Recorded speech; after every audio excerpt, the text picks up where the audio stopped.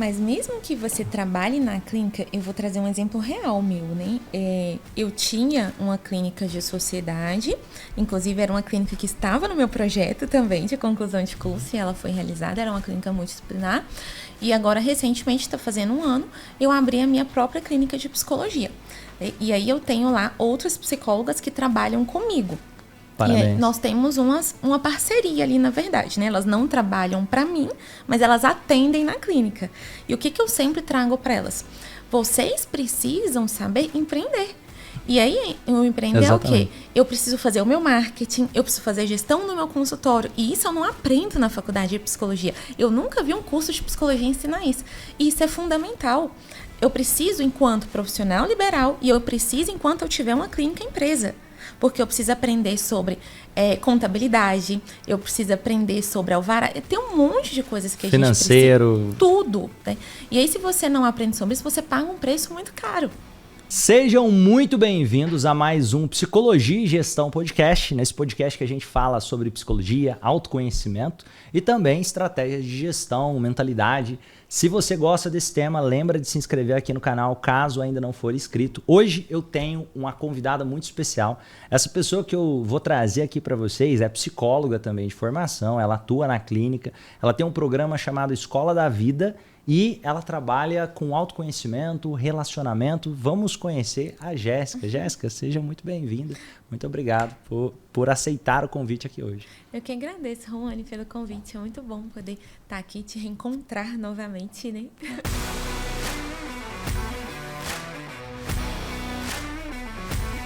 Jéssica, eu quero poder entender um pouco mais da sua mentalidade, dos seus projetos e principalmente eu sei que tem muitos psicólogos que assistem a gente, tem empresários que assistem a gente também.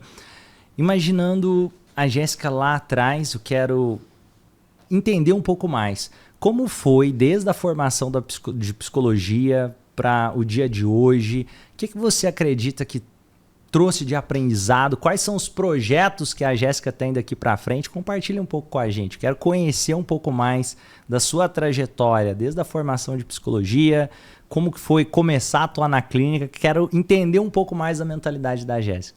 Hoje eu estava pensando justamente nisso, né? Aqui fazendo uma linha aqui sobre até como que eu conheci você, na verdade, né? Que a gente ali estava cruzando ali, você formando e eu entrando na faculdade e tudo. E uma coisa que eu me recordo muito foi o quanto que a questão realmente, que a gente sempre fala, inclusive na psicologia, do quanto que o ambiente ele é importante no nosso desenvolvimento. Isso desde quando a gente nasce, até agora na questão de quando a gente é adulto, no nosso desenvolvimento, em todos os momentos, né? Quando eu decidi me tornar psicóloga, por exemplo, eu não falo que teve um motivo específico assim que me fez querer a psicologia. Porque eu tinha muitas coisas em mente na cabeça, desde agronomia, arquitetura, direito, letras, um monte de coisas. Mas quando eu entrei nesse mundo, por exemplo, que eu sinto que me fez ir além um pouco da psicologia e crescer mais do que talvez outras pessoas que inclusive estavam ali na nossa sala, né, que estavam ali naquele momento, foi a partir do momento que eu comecei a entrar nesse mundo do digital, nesse mundo que na época ele estava o coaching, que estava muito assim aflorado ali, né? Não tinha essa questão do online também tão forte como é hoje, que veio depois da pandemia, mas já era forte ali em 2015, 2016, quando eu formei. E aí eu lembro que foi assim que a gente começou a trocar umas ideias, né? Que você ali já estava com a questão da hipnose, tava muito assim, fazendo muita coisa fora, né? E eu estava iniciando nisso daí, né? E aí, a partir disso, realmente eu decidi focar, investir. Foi quando eu decidi fazer meu MBA em Psicologia Positiva e Desenvolvimento Humano, que me trouxe assim um network muito importante, me trouxe conhecimento tanto pela questão dos professores quanto dos colegas. O conhecimento em específico da psicologia positiva foi essencial para essa questão do desenvolvimento. E aí, a partir disso, fui aplicando tudo isso, né? Fui abrindo mais a minha mente. E essa questão de ir mais realmente ali naquele momento para o digital, para mim, foi muito importante.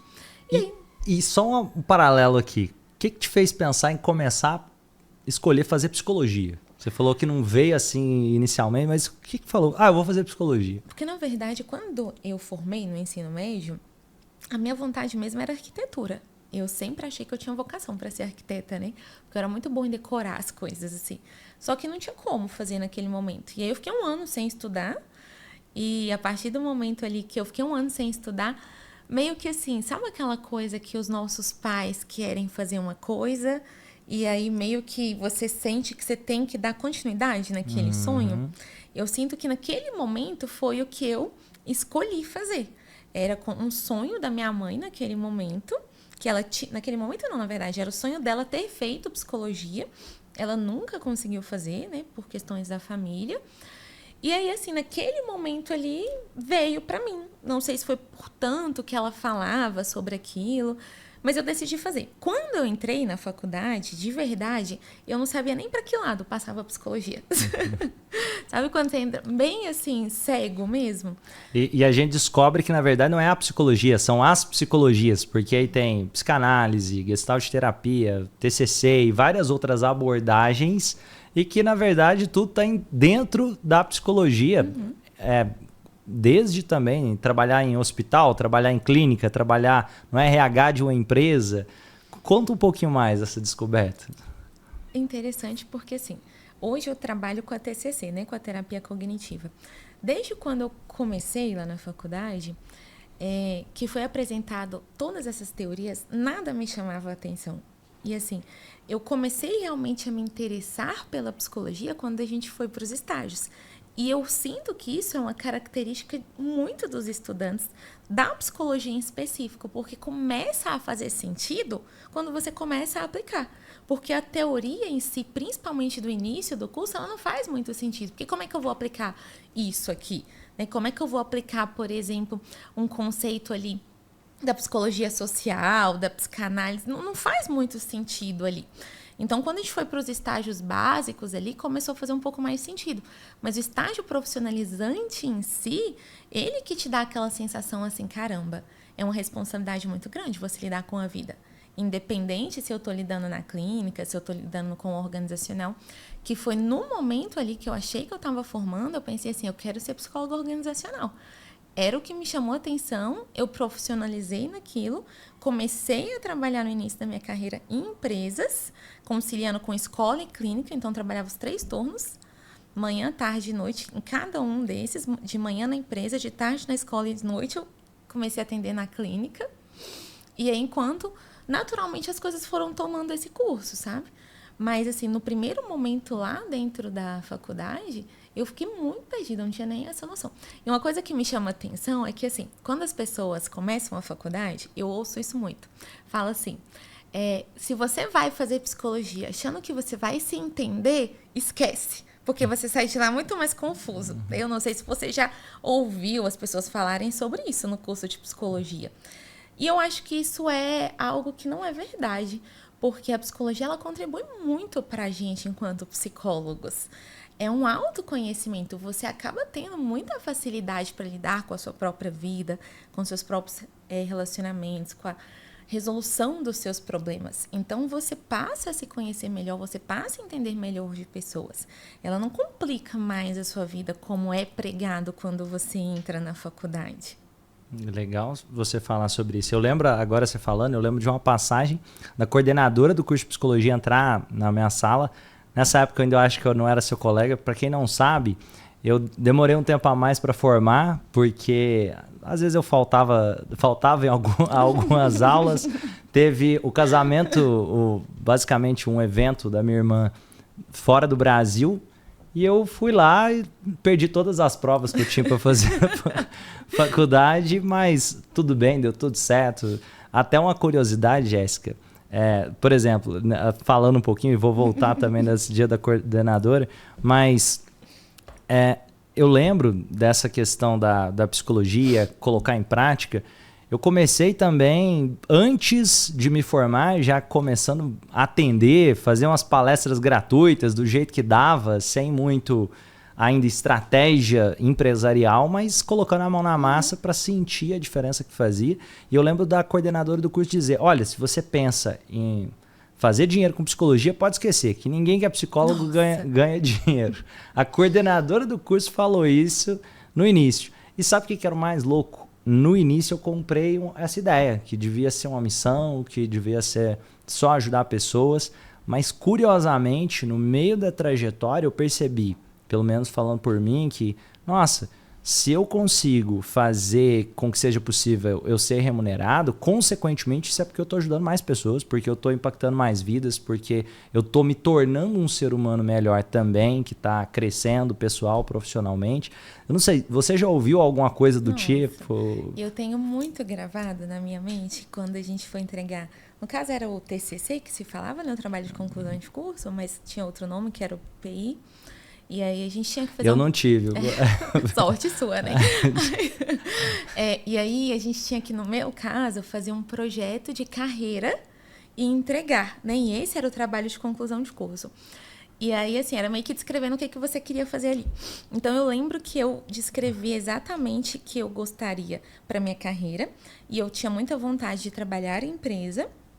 Eu coloquei exatamente o que eu comecei a viver depois que eu saí da faculdade. Só que ali eu coloquei o salário que eu queria ganhar. E aí tinha um médico na nossa sala. E aí eu tinha assim, muita afinidade durante todo o curso, né, com esse colega. E aí a gente conversando lá e trocando ideia e tal, e ele foi e pegou o meu trabalho para poder ler. E tava lá escrito a quantia realmente que eu queria ganhar, sabe? Aí ele virou para mim e falou assim: "Você tá doida? Tipo assim, você tá querendo ganhar como médico, como psicólogo?" Ele falou exatamente, eu nunca esqueci isso. Isso é impossível. E aí, pra mim, aquilo ali não me afetou em nada. Porque eu sempre tive uma crença muito forte de que tudo que a gente é capaz de sonhar, a gente é capaz de realizar.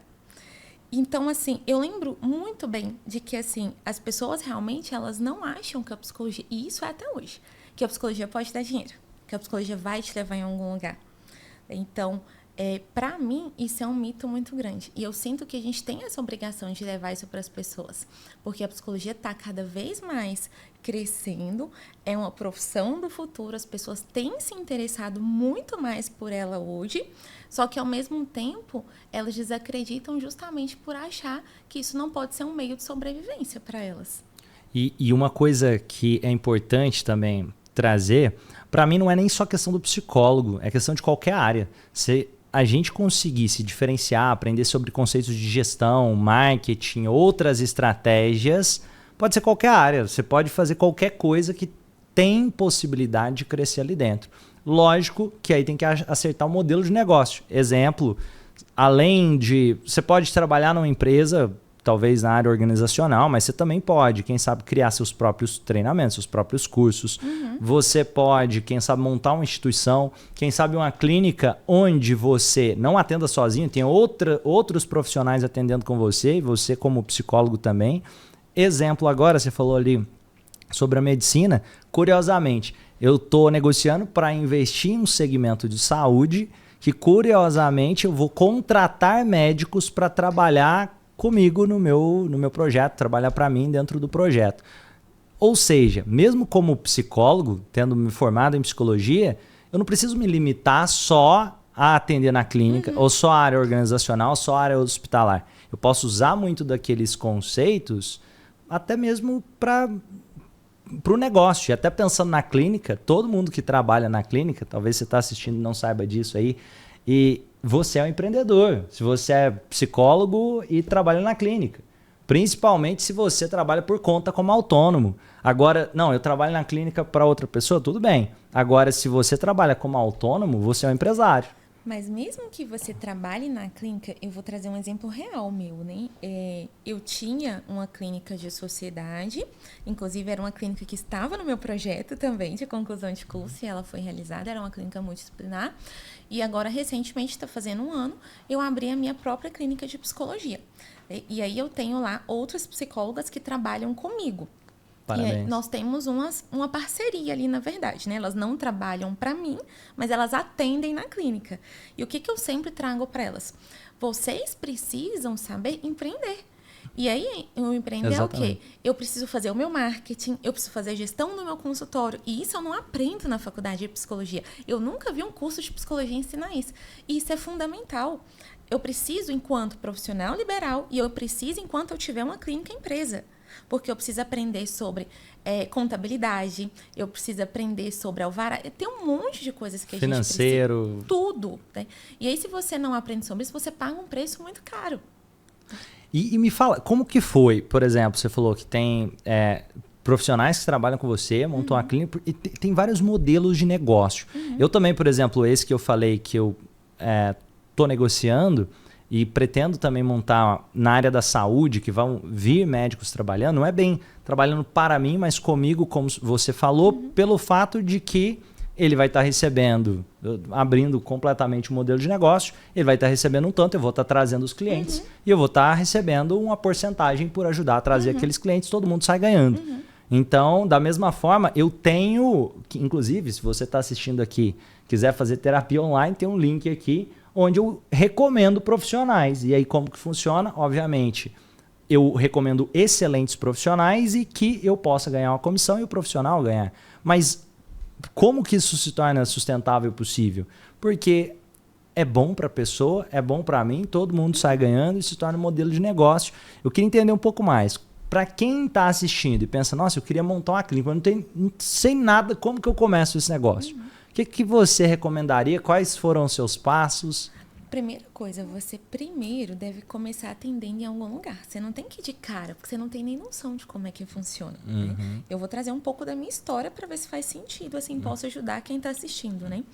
Quando realmente eu saí da faculdade, e uma coisa que já me ajudou muito, que foi todos esses cursos que eu mencionei aqui, né? Que uma coisa que a gente já tinha conversado sobre isso na faculdade, sobre o coach, né? Porque a gente tinha feito ali Paulo Vieira, né? Você conhecia e tal, não sei se você lembra dessa nossa conversa. E aí, o que eu montei quando eu saí da faculdade? Eu montei uma palestra show, que a gente fala, né? E eu fui aplicar ela o quê? Eu estudei a minha cidade, o mercado, e eu vi que tinha um campo muito grande para psicologia infantil. Porque não tinha psicólogo infantil e tinha uma demanda muito grande ali para a clínica. E aí, o que eu fiz? Eu fui em todas as escolas oferecendo essa palestra. E é claro que é aquela coisa bem de praxe que a gente vê na televisão. As pessoas não querem a gente. A gente quer mudar o mundo, mas parece que o mundo não quer ser mudado pela gente. E aí, eu vejo as pessoas falando isso, e aí às vezes parece uma realidade que eu penso assim, gente, não tem como isso ser verdade. Mas é verdade, porque até você passar por isso, né? Eu me recordo de uma escola, por exemplo, que eu fui, e aí a diretora da escola, ela até aceitou eu dar a palestra, mas quando ela foi me apresentar para os pais, ela chegou lá na frente e falou assim... Ela fez questão, né, meio que foi assim, já tem muito tempo, eu não lembro as palavras exatas, mas foi assim, olha, se não for boa a palestra, a responsabilidade não é minha, tá? Porque foi ela que me procurou. Foi mais ou menos assim, né? Só que eu tinha realmente me preparado muito para essas palestras, porque eu sabia que ali eu poderia fazer o meu nome. E era a forma de eu trazer pessoas e criar realmente uma estrutura para começar a atender. E aí, quando eu comecei a aplicar essas palestras para os pais, mesmo não tendo filhos, eu estudei como que aplicar psicologia positiva na criação de filhos. Ou seja, como eu posso educar sem bater, sem gritar, de uma forma positiva. E aí, então, foi bem ali quando que a psicologia positiva, né, ela veio ali de 1998, então ainda um pouco recente, foi em 2016, de uma certa maneira. E aí eu fui fazendo essas palestras. E aí o que aconteceu? Na primeira palestra, justamente nessa escola que eu dei o exemplo, eu acabei de fazer a palestra, formou uma fila de pais para vir conversar comigo, querendo saber mais aonde que eu atendia, mais sobre o meu trabalho. E ali, depois de mais ou menos uns 6 meses, eu tinha uma fila de espera de mais de 40 crianças querendo horário comigo. Eu não tinha horário. Por causa dessas palestras que eu fiz em todas as escolas da minha cidade. E aí, depois disso, o que eu fiz? Aí eu pensei assim, não tem psicólogo nas escolas. Eu montei uma outra palestra e fui falar sobre orientação profissional para o ensino médio. E aí, o que eu criei? Um projeto, então eu vou criar um projeto e vou vender algo sobre orientação profissional para esses jovens descobrirem o que eles querem fazer para ir para a faculdade. Aí, na primeira escola, eu fui em 3. Na primeira escola que eu fiz... O que eles me fizeram a proposta? A gente quer te contratar como nossa psicóloga. Aí não tinha nem como eu vender mais o projeto para as outras escolas, né? E aí eu fui tendo essa, e para mim isso é empreender. Porque você vai ter nessas ideias, né? Isso é natural, porque você faz uma coisa e essa coisa vai puxando a outra ideia e assim vai funcionando. E eu gosto de dizer que nem sempre a gente consegue enxergar a estrada inteira. Mas se a gente ligar o carro, acender o farol, ver os primeiros 50 metros, dá para ver, depois de andar 50 metros, os próximos 50 metros. Foi. E aí, nisso, eu também já o quê? Trabalhava em empresa também. Porque o meu estágio realmente final da faculdade foi em empresa. E a empresa que eu fiz o estágio lá na minha cidade, eles quiseram me contratar para poder trabalhar para eles. Mas aí no estágio eu aprendi uma coisa muito legal, fazer consultoria. Em vez de ficar só em uma empresa, eu fazer consultoria, eu consigo atender mais e ganhar mais. Que legal. E aí o que me chamou a atenção na psicologia organizacional? Que a professora falou uma coisa que eu achei muito legal. A psicologia organizacional, ela te dá um retorno mais rápido quando você forma, porque você não tem que investir dinheiro para quem está saindo da faculdade, montando um consultório. Mesmo que você vai sublocar de uma certa maneira, você tem que ter um primeiro investimento e ali. Nessa época ainda não era comum o atendimento online. Não, nem se falava disso, na verdade, porque as pessoas, se ainda existe esse preconceito hoje, não tinha, né? Não tinha nem essa noção, porque até eu mesma eu comecei a atender online de 2017 para cá. E ainda tinha essa questão ali da burocracia, de você se cadastrar no EPSI, para você poder atender online. Então, tinha um tempo que você tinha que esperar, porque o conselho liberou, foi da pandemia para cá, ele abriu para todo mundo sem precisar se cadastrar, né? Tinha toda uma burocracia que funcionava antes. Então, não era assim antes, não era tão falado, né? Então, era muito mais o presencial. Por isso que eu investi muito nessa coisa ali das palestras e tudo. E realmente eu fui formando muita fila de espera. Então, quando chegou o ponto de eu lotar a agenda na clínica, aí eu deixei a escola, porque já não compensava mais eu ficar na escola. Aí eu preenchi esse segundo turno na clínica e depois eu deixei a empresa. Aí quando eu vi que tudo isso estava ficando muito bom, o que eu comecei a fazer? Aí eu comecei a dar palestras o dia inteiro promovendo workshops. Aí só que eu comecei a focar só em mulheres. E aí a partir disso, por quê? Porque quando eu ia nesses cursos, nesses eventos, eu peguei e falei assim, por que eu não fazer dessa maneira? Só que lá na minha cidade, porque lá também não tinha isso. Justamente porque não era como é hoje. E aí eu comecei a fazer dessa maneira. Eu comecei a fazer primeiro aos finais de semana. Depois eu comecei a estruturei o Escola da Vida, que é o curso que eu tenho hoje, que é de 8 semanas. E foi através de todo esse processo mesmo. Que legal, Jéssica. E imaginando agora, a pessoa passou por um processo de se capacitar, se tornar um melhor profissional, e não só um melhor profissional. Começou a se capitalizar e está pensando em montar uma clínica. O que você daria de recomendação para essa pessoa para ela errar menos, na sua opinião? Primeiro, realmente, eu sublocaria uma sala para você construir, né, ali ter, se você não for atender online. Porque eu realmente acho que o atendimento online hoje é a grande sacada da vez. Também concordo com então, isso. Então, assim, para mim, seria investir no atendimento online. Mas tem muita gente que gosta de fazer o misto também. Eu gosto do atendimento presencial e eu gosto do atendimento online. Eu, Jéssica, gosto dos dois. E eu realmente tenho hoje pacientes para os dois. E como eu tenho a clínica hoje e eu tenho essa parceria com as pessoas que trabalham comigo, então para mim fica viável, né? Como você trouxe a experiência do seu negócio com os médicos e tudo, eu também tenho lá com as meninas. Algumas sublocam de mim a sala, elas me pagam um valor mensal, outras me pagam uma porcentagem, né? E eu tenho com cada uma, funciona de uma maneira. Num primeiro momento, realmente, eu acho que o atendimento online seria a grande sacada, mas se você quiser realmente ir para o presencial, seria, eu subloco uma sala, assim que eu realmente tiver ali condições, aí eu monto um consultório só para mim. Mas antes disso, até para eu entender como é que funciona uma gestão. E eu preciso estudar a gestão. E uma coisa que eu gosto também de pensar é qual a sua fome. Porque tem pessoas que vão preferir... às vezes procurar uma clínica e trabalhar, talvez até como CLT dentro da clínica e vão ficar felizes com isso. Tem pessoas que vão preferir trabalhar em parceria, tem pessoas que vão preferir só trabalhar em casa e não ter a clínica presencial e trabalhar no online. Então, olhar qual a sua fome, né? E aí, na verdade, a gente precisa entender até assim, eu gosto da clínica? Exatamente. Primeiro aí, porque outra questão, as pessoas têm ideia de psicologia, só psicologia clínica. Nem igual a gente está falando aqui da organizacional. Tem a social, que é a parte pública. A gente tem o jurídico, tem o hospitalar. Eu passei recentemente por uma experiência com uma colega que eu gosto de trazer esse exemplo. E não é só pela questão da psicologia. A gente precisa saber realmente do que a gente gosta na nossa vida e entender. Porque empreender é muito difícil. Não é para todo mundo isso. Né? Então, assim, eu tenho que saber, por exemplo, eu gosto da psicologia clínica, eu gosto desse trabalho de empreender, da internet, produzir conteúdo, só que eu sei que isso é difícil pra caramba.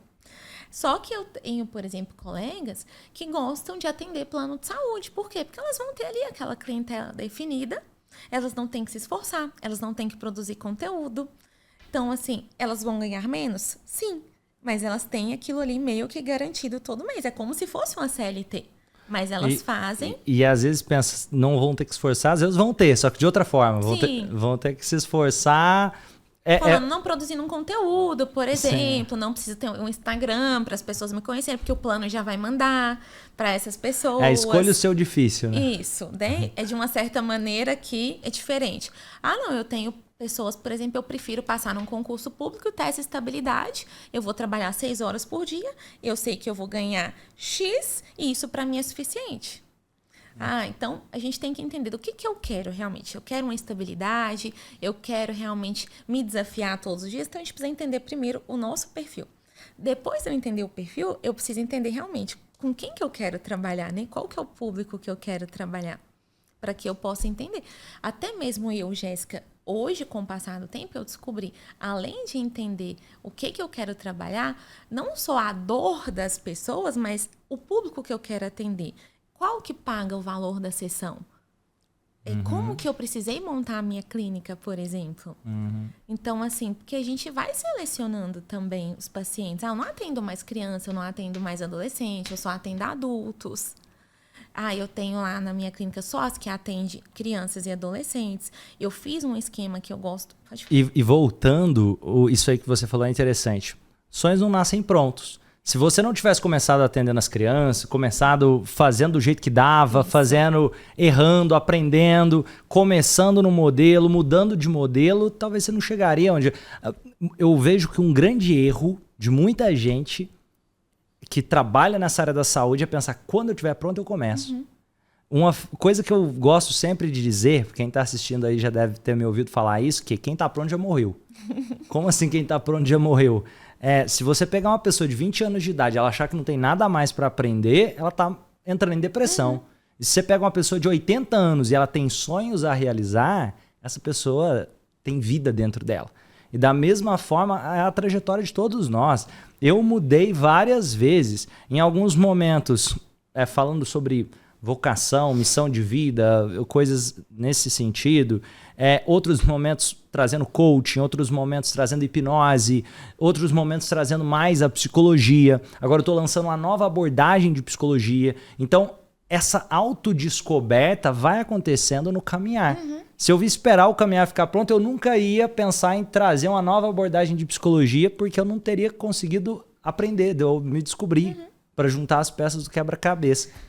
Isso é fantástico que você fala, né? Porque, num primeiro momento, o que eu vejo? Quando eu formei, e aí realmente eu fui pegando tudo, que eu preciso lotar a agenda, eu preciso ganhar dinheiro, né? Pagar as contas da faculdade, ali, um monte de coisa. E aí, conforme realmente eu fui fazendo o meu nome ali na cidade, eu comecei realmente a ir selecionando. Então, agora, por exemplo, eu fecho a agenda, não tenho mais vagas, porque realmente não tinha, eu crio uma lista de espera. Quando eu vou dando alta para os pacientes, a gente começa a fazer ali, porque acaba que, eu dei alta para um paciente, mas ele vai voltar um dia, ele vai ter um problema um dia na vida dele, alguma coisa vai acontecer que naturalmente ele vai precisar fazer uma sessão de novo, ele vai precisar de mais alguns ciclos de sessões, isso é normal, um paciente que às vezes eu atendi 1 ano, 2 anos atrás, ele vai voltar em algum momento, porque alguma coisa acontece na vida dele. Terminei o relacionamento, por exemplo, ele vai precisar de algumas sessões de novo, né?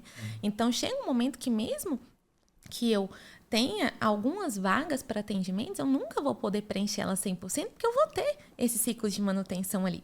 E isso é a experiência do consultório que vai trazendo para a gente. E aí eu fui ali, então, parei de pegar crianças, fiquei só com quem eu já estava. E aí eu fui descobrindo, por exemplo, muito amplo campo para eu estudar para criança, para adolescente, para casal, para idoso, para família. A gente não consegue. Se a gente já não consegue atender e estudar tudo só para uma criança, por exemplo, imagina para tudo, né? E aí você vai selecionando. E eu realmente fui selecionando o público que eu realmente queria atender. E aí lá na clínica hoje, igual que eu montei agora, eu tenho as psicólogas que atendem cada um. E aí o que eu vendo também lá, né? Aqui a gente tem, então eu atendo, por exemplo, o pai ou a mãe. Eu tenho a outra colega, porque a gente não pode atender, né? Nem é conveniente eu atender o pai e a mãe individual. Então, o colega vai atender o pai, eu atendo a mãe, e a outra vai atender a criança. E aí a gente tem o nosso trabalho de supervisão, a gente discute casos, e todo mundo estando dentro da mesma clínica. Olha como eu vou poder ajudar muito mais essa família agora do que se eu tivesse, por exemplo, esses profissionais todos espalhados, mesmo que fosse online, o quanto que talvez seria muito mais difícil a gente ter essa comunicação. Falando do online, por exemplo, do atendimento online. A psiquiatria, por exemplo, é uma dificuldade que na minha cidade eu tenho muito grande de psiquiatria, até porque a demanda é muito grande dentro da psicologia. É uma diferença que, por mais que eu veja da questão dos terapeutas, dos treinamentos que a gente vê hoje, eu defendo muito a minha profissão, justamente por quê? Porque tem coisas que nenhuma dessas outras profissões, né, que as pessoas dos cursos, que as pessoas estão vendendo hoje, podem fazer, porque é só a psicologia que pode fazer. Por exemplo, nenhum outro tipo de treinamento, de terapeuta, alguma coisa, vai conseguir identificar um transtorno bipolar, vai conseguir identificar algum transtorno como esse que saiu essa semana lá no Fantástico, não sei se você viu, do transtorno dissociativo de identidade. Eu estava falando para o Juliano ali, eu não vou poder fazer uma avaliação psicológica. Então, a psicologia ela tem o seu lugar. E aí, além de tudo isso lá na clínica, para o atendimento online que a gente precisa encaminhar os profissionais para a psiquiatria, eu ainda tenho a sala que eu forneço para o meu paciente, porque como ele não tem privacidade muitas vezes para fazer esse atendimento em casa, e ele pode não ter o espaço no trabalho muitas vezes, eu dou essa liberdade para ele poder vir aqui para a clínica para fazer a consulta dele online, já que a gente não tem essa possibilidade aqui na nossa cidade. Então, eu consegui manter esse paciente ali. E isso foi a experiência de anos da clínica que foi me dando também. E quando você fala assim, você trabalhou com várias coisas ao longo para você chegar agora, né, nessa nova abordagem da nova psicologia. Comigo funcionou exatamente da mesma forma, né? Então, eu falei do coaching, eu fiz a questão da hipnose. Eu já trabalhei com um monte de coisas, né? E aí, hoje, realmente, eu me mantenho o quê? Na terapia cognitiva. Na terapia cognitiva, porque realmente eu vejo que hoje, dentro das abordagens que a gente tem, a terapia que mais tem probabilidade realmente da gente ter eficácia nos transtornos. Artigos científicos. Justamente, nos transtornos que a gente tem, né?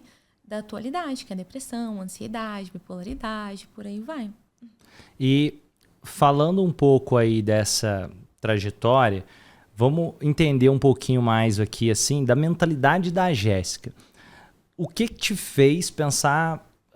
vou colocar assim, você falou que começou na área organizacional, depois você pensou na área clínica, mas o que te fez pensar, eu vou continuar na psicologia, enquanto você falou que quando entrou na faculdade você não sabia exatamente, mas depois não, agora eu vou, porque a maior parte, pelo menos das pessoas que eu me lembro, acabam não atuando necessariamente na área, mesmo depois de formar, pelo menos os colegas que eu me lembro assim, e acontece também que muita gente pensa, eu vou virar professor, ou eu vou passar no concurso. O que fez você pensar, não, eu vou fazer e vou trabalhar na psicologia, e às vezes passar em concurso não necessariamente na área da psicologia, às vezes passar em concurso com áreas aleatórias. O que te fez? Eu vou fazer, vou trabalhar com isso daqui mesmo? Como que foi esse processo? Para mim, eu sempre fui aquela pessoa assim, eu começo e eu termino. Eu nunca fui uma pessoa de, eu começo e não termino, sabe? Então, para mim, eu nunca tive essa opção assim, eu comecei realmente a faculdade e nunca passou pela minha cabeça falar assim, nossa, eu vou fazer outra coisa. Mesmo que eu não tinha muita noção do que eu estava estudando naquele momento, mas quando eu cheguei ali no final, eu tinha certeza que era o que eu queria. Mesmo que eu pensei assim, nossa, e eu acho que é uma coisa que talvez passe na cabeça de muita gente. Eu poderia ter estudado mais, eu poderia ter aproveitado mais o curso, né? Ou quando chegou no momento ali, eu falei, nossa, eu tenho que ficar aqui mais 5 anos para ir para o mercado de trabalho, que eu acho que eu não sei nada. Mas o que não me fez realmente desistir foi Sabe aquela coisa que todo mundo fala hoje de missão e propósito de vida? Eu realmente sinto que é isso. E aí uma coisa que eu trabalho muito dentro da clínica com os pacientes, porque eu sinto que as pessoas têm essa vontade de descobrir para que eu nasci, o que eu tenho que fazer, qual que é a minha paixão de verdade. E com o passar do tempo, eu fui vendo que eu gosto de ajudar pessoas.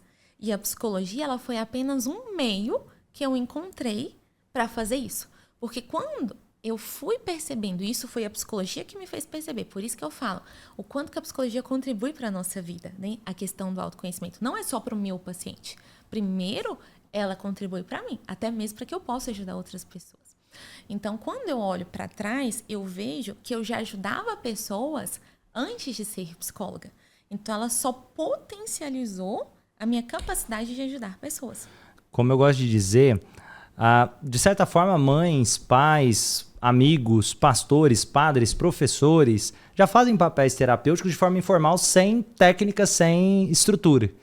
E aí, quando a gente aprende essas estruturas, essas técnicas, de certa forma, muitos, pelo menos eu falo por mim também, vão descobrindo, nossa, então tem estrutura, dá para fazer, não dá para ser só o senso comum. Mas eu acredito que o bom profissional, seja um psicólogo, seja qualquer profissional da saúde, ele não se forma só, principalmente, não na faculdade exatamente, ele se forma na vida e na fome de querer estudar constantemente como estilo de vida.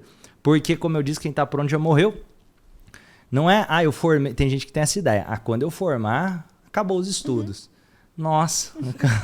Eu falo, esse dia eu estava conversando com a prima médica, oncologista que eu tenho. E aí eu falei para ela assim, eu tenho vontade hoje de chamar os primeiros pacientes que eu atendi e dar o tratamento todo de graça para eles, sabe? Porque você vai evoluindo e você vai vendo, mas se eu não tivesse começado lá atrás, eu não teria o conhecimento, eu não estaria onde eu estou hoje. E eu tenho certeza que daqui 10 anos eu vou olhar para onde eu estou hoje e vou pensar assim, nossa, eu devo chamar as pessoas de hoje e fazer isso novamente, porque é uma lei natural. É claro que eu estou fazendo o meu melhor. É aquela frase da Cortella, eu estou fazendo o melhor nas condições que eu tenho, da forma que eu posso. Eu estou fazendo isso. Só que a gente deve ir evoluindo. É uma obrigação você fazer cada vez melhor. E até uma coisa interessante, vamos pensar sobre a rotina. Você falou aí sobre a rotina do dia a dia da clínica, ter um número de pacientes, para ter uma lista de espera. Eu vou abrir um pouquinho do meu.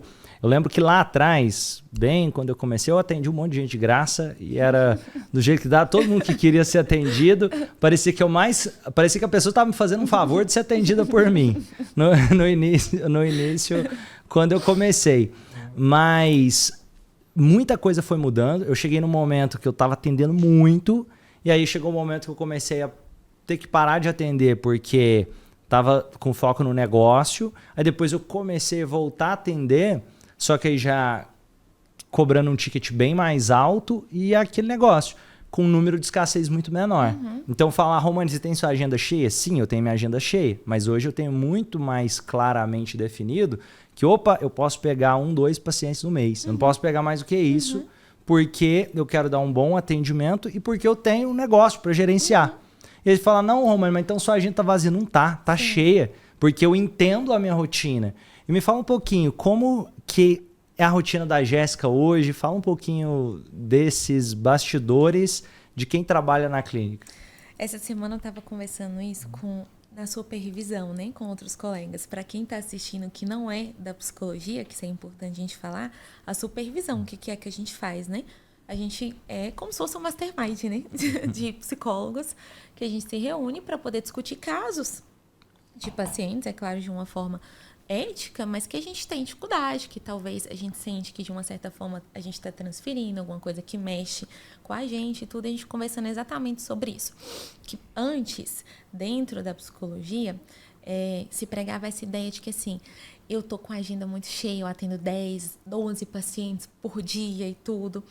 E aí, hoje, a gente tem a ideia o quê? Para eu poder ser um excelente profissional, eu consigo atender 6, 4 pacientes por dia. E 6 às vezes já é muito. Demais dá conta, porque você, dependendo do que é, você sai esgotado. É porque, 20 pacientes, no máximo numa semana, um profissional. Por quê? Porque eu tenho que fazer gestão da clínica. Eu tenho que estudar para esses casos, porque cada caso é um caso. Eu tenho que fazer supervisão, eu tenho que ter a minha vida, a minha rotina em si. Então, hoje, o sono é imprescindível, alimentação, atividade física, tudo isso. Eu, Jéssica, eu sempre falo, para eu poder cobrar, ensinar algumas coisas para os meus pacientes, eu quero ser o exemplo disso. Então, não tem como eu falar para eles que atividade física é imprescindível, sono, se eu não estou fazendo isso na minha vida. Então, eu preciso realmente ser isso para que eu possa realmente ter uma qualidade de vida, para que eu possa ajudar as outras pessoas. E aí, a minha rotina é exatamente isso, é atividade física. Hoje eu atendo só no período da tarde. De manhã eu faço produção de conteúdo, eu faço atividade física, eu organizo as questões do consultório, administrativas, as reuniões, faço toda essa parte realmente que eu preciso fazer, e no período da tarde ali, noite, eu faço os meus atendimentos. Muito legal isso daí. Até compartilhando um pouquinho de bastidores, teve um aluno meu que ele me surpreendeu, eu não vou abrir exatamente o número, mas assim, eu já cheguei a cobrar...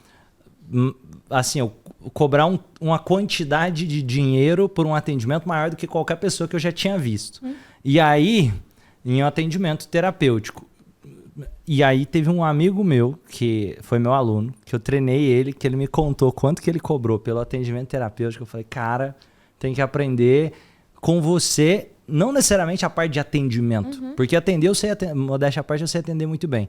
Até pegando um pouquinho de bastidores, hoje eu atendo menos, mas eu já atendi muita gente. Esse amigo meu, ele conseguiu fechar um atendimento de basicamente uma conversa que durou talvez umas 4 sessões, alguma coisa do tipo, por mais de R$500 mil. Caramba. Aí você pensa, como que isso é possível? Como que eu tô trazendo essas reflexões, mas aí quantos clientes ele tem por ano? Às vezes 1, 2.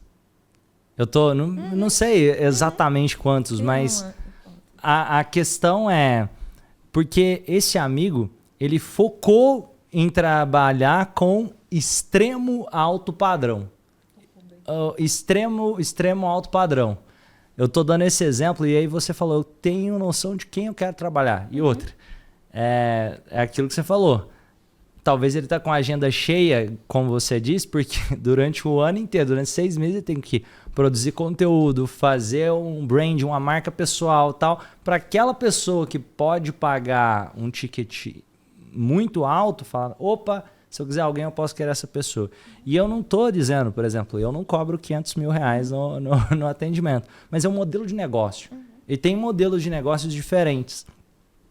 Tem modelo de negócio que pode ser uma clínica popular extremamente lucrativo. Tem modelo de negócio que eu posso focar mais em treinamentos, em montar uma escola, um projeto de educação. Por exemplo, o Instituto Romani hoje é muito um projeto de educação. Não dá tempo mais de eu focar só na clínica, nos atendimentos, mesmo eu sendo muito bom em fazer isso.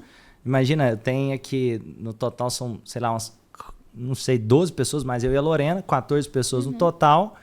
Cara, o custo fixo operacional da empresa para ela girar, se eu estiver atendendo, às vezes eu não consigo pagar o custo fixo. É a hora sua, né? Exatamente. Então, pensando quais você vê como sendo os próximos passos seus? A gente estava conversando isso agora nos bastidores, né? Eu pretendo agora realmente crescer no digital, meu objetivo é esse, migrar 100% para o digital, para o online hoje, crescer a minha audiência para que eu realmente possa lançar esse meu produto que hoje é físico, presencial, que é a Escola da Vida, levar ele para o digital, para o online. Só que para isso, os meus próximos passos realmente é crescer a audiência.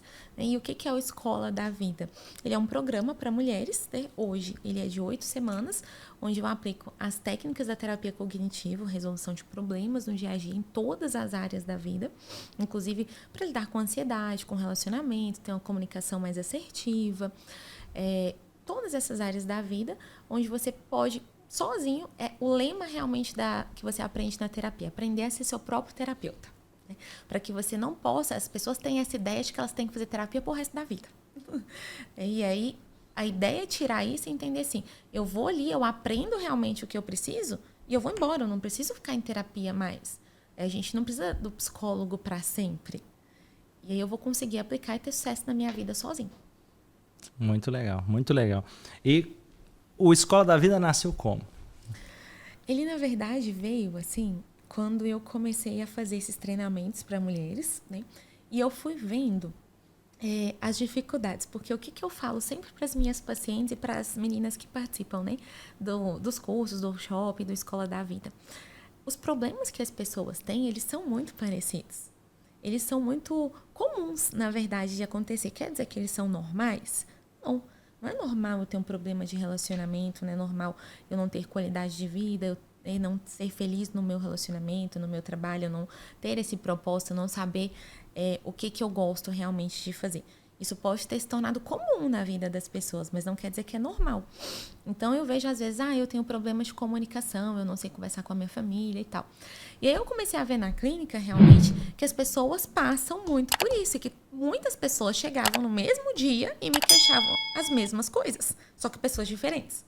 E eu falei assim, então por que eu não vou colocar todo mundo na mesma sala? Porque aí elas não vão sentir, tipo assim, será que é só eu que sou assim? Porque aí elas ficavam, tipo, com vergonha, sabe? Falava assim, nossa, mas se as pessoas souberem disso, fica...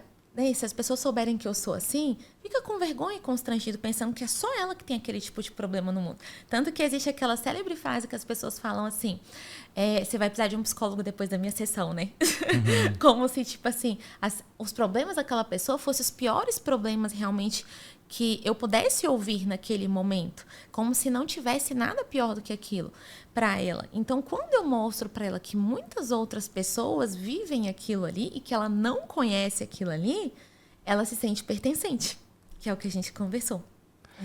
Eu gosto muito dessa ideia do processo em grupo. Às vezes, eu sei que tem gente que está assistindo que pensa assim, mas terapia tem que ser individual. Mas cada um, eu digo que são modelos diferentes e muito poderosos. Igual, por exemplo, a terapia online. Terapia online é extremamente poderoso. Tem gente que se abre mais no online do que no presencial. Então, tem as suas vantagens. Até tem gente que mora na mesma cidade e prefere fazer... Eu tenho pacientes que nunca apareceram no consultório, que moram lá em João Pinheiro mesmo, na minha cidade. Então, da mesma forma, os modelos. Igual tem... eu posso participar de um workshop, de uma imersão de autoconhecimento de um final de semana. É incrível, mas é um processo diferente do processo terapêutico. Uhum. É um processo diferente da terapia em grupo. Uhum. E que tem nuances que só um ou outro vai trazer no processo de amadurecimento e transformação. Algumas pessoas vão ter um resultado muito maior, por exemplo, ir no treinamento de um final de semana, porque talvez elas estivessem prontas para aquela virada de chave. Uhum. Outras pessoas vão ter mais no 1 a 1, aos poucos. Outras pessoas no 1 a 1 vão ter uma transformação mais rápida. Outras pessoas no grupo vão ter esses insights que você trouxe. E sempre um complementa o outro. Né? Porque sempre tem aquela coisa assim, o copo vai enchendo conforme as gotinhas que eu vou colocando. Mas chega um momento que vai ter a que vai derramar. E isso também serve para o lado bom. Então, eu posso ter feito a terapia por anos para eu chegar num evento desse e ele ser o que eu precisava. Exatamente. E se eu não tivesse desenvolvido, porque assim, até a minha frase da bio, eu gosto muito dela, e é uma das coisas que eu levo como filosofia de vida, é o quê? Eu descubro uma nova forma de viver a vida quando eu faço terapia. Porque antes eu não fazia e eu não agia dessa maneira, eu não tinha a vida que eu tenho hoje depois da terapia, porque eu não sabia como fazer. Eu não tinha a mínima ideia de que essa vida existe, porque eu só sabia viver de uma maneira. Eu gosto muito de trazer o mito da caverna de Platão, né? Que, para quem nem está assistindo a gente não conhece, um grupo de pessoas que viviam dentro de uma caverna ali, e aí eles não conheciam outra realidade de maneira nenhuma, só viveram ali, cresceram ali e tudo, né? E as aí, próprias neuroses. Sempre, né? Tô fazendo de uma forma mais resumida aqui, né, para quem está assistindo. E um dia, 2 deles ali resolveram sair e explorar o que tinha a caverna, né?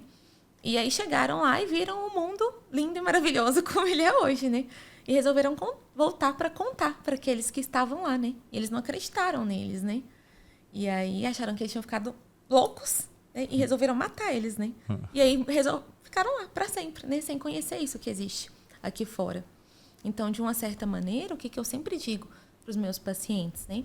Se eu faço o mesmo caminho todos os dias, eu nunca vou aprender que existe um outro caminho.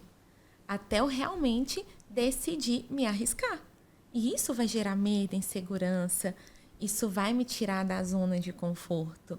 Só que se eu quero realmente ter um relacionamento diferente, se eu quero sair de um emprego onde eu estou insatisfeito, que eu não estou feliz, que eu estou exausto, e eu quero, seja empreender, ou eu quero, não sei o que eu quero fazer, só sei que eu não quero continuar aqui doente. E até isso, eu tenho condições hoje de me manter, por exemplo, com uma reserva de emergência, eu preciso dar esse primeiro passo. Isso vai me gerar medo, insegurança, ansiedade. Nada, nenhuma decisão que eu tomar vai ser totalmente confortável. E qual foi algum desafio assim grande que talvez você tenha vivido nessa sua trajetória? Você possa compartilhar com você. Nossa, foram tantos, assim. Mas para mim, quando veio a pandemia em si, porque ali ainda, por morar numa cidade pequena, era praticamente 99% dos atendimentos eram presenciais. Então, quando ali teve que fechar tudo, e aí precisar, por exemplo, ir para o online, foi uma coisa que me apavorou muito naquele momento.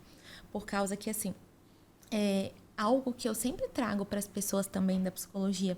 Conforme você vai vivendo a clínica, você vai aprendendo também com a gestão do consultório a entender quais períodos que eu vou precisar de construir a minha estabilidade financeira, porque isso vai oscilar, vai ter os meses, por exemplo, de dezembro, janeiro, fevereiro, julho, que as pessoas vão viajar, elas não pensam em terapia, elas estão pensando em farra, diversão, férias, né? Então, ali naquele momento da pandemia, onde os atendimentos presenciais tiveram que serem suspensos e muitas pessoas que eu atendia tinham resistência com o atendimento online, eu me vi assim, nossa, eu preciso inventar agora. E aí eu comecei a fazer o que dava ali, né? Mas eu não tinha muitas ideias naquele momento. Aí eu voltei lá atrás e pensei, eu comecei a ter ideias lá quando eu formei.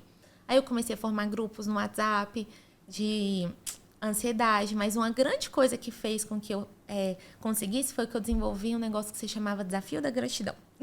Por causa da psicologia positiva, eu pensei, tá todo mundo desesperado, né? Tá todo mundo apavorado. E aí eu fiz um grupo de 21 dias, onde eu mandava ali para as pessoas um desafio todo dia. Eu fazia um videozinho animado, dançava, essa coisa toda, nem tinha um TikTok do jeito que ele tá. E ali eu trazia sempre um desafio para a pessoa aprender o real sentido e significado da gratidão, que vai muito mais além do obrigado que as pessoas têm, né, hoje. E aí, a partir daquele momento ali, eu realmente comecei a entender que eu posso ir, sim, avançando mais para essa questão, não é? Mas foi muito difícil ali para mim. Eu falo da carreira em si, né? E colocando assim, teve alguma coisa que você possa compartilhar também? Desafios pessoais, coisas que outras pessoas podem ter enfrentado ou já ter enfrentado que, como você disse, só eu passo por isso. Aí vai uma coisa que eu acho muito interessante, assim, pessoal, né?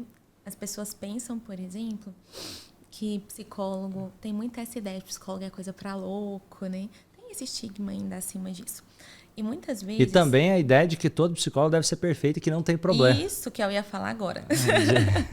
Meu relacionamento é perfeito, eu não tenho problemas na minha vida, né?